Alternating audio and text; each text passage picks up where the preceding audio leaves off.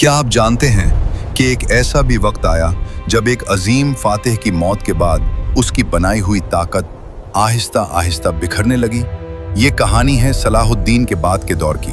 सन 1193 ईस्वी जब सलाहुद्दीन इस दुनिया से रुखसत हुआ तो सिर्फ एक हुक्मरान नहीं गया, बल्कि एक ऐसा लीडर चला गया जिसने मुसलमानों को एक झंडे तले इकट्ठा किया था।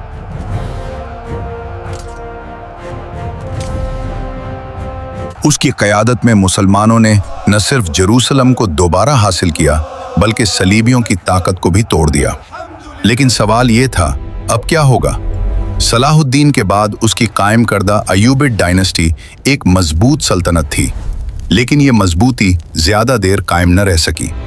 उसके बाद इख्तदार उसके बेटों और खानदान के अफराद में तकसीम हो गया। मिस्र एक के पास, शाम दूसरे के पास, और मुख्तलिफ इलाकों पर अलग अलग हुक्मरान बैठ गए। जहां पहले एक मजबूत क़यादत थी, अब वहां तकसीम और इख्तलाफात थे। यही वो लम्हा था जहां से कमजोरी शुरू हुई।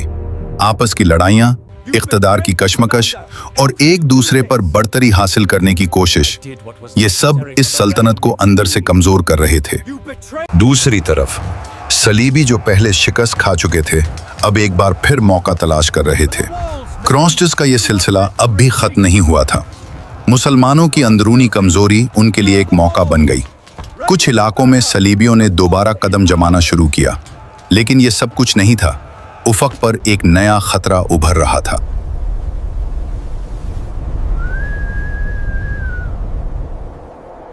मुशरिक की तरफ से एक ऐसी ताकत आ रही थी जिसने पूरी दुनिया को हिलाकर रख दिया था।